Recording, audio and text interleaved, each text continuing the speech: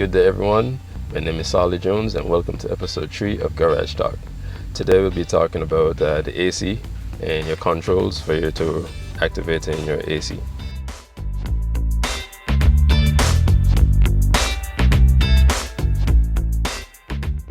On starting the vehicle, you indicate your control switch for your fans. The AC signal will be indicated by a green or orange button. Recycle mode right here, which will then show on the screen once it's activated, and then it'll be outside air, which will then show you the symbol that the air is actually coming from the outside.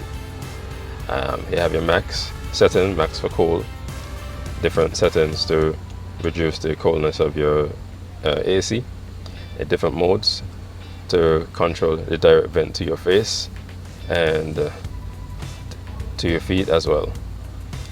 Also with AC, when using the outside mode especially, pretty much more, your filter in your dash could definitely get contaminated by debris from outside, bugs or anything that it stop it to prevent dust coming in your face and stuff like that. This is a good example of a cabin filter that haven't been changed for many years.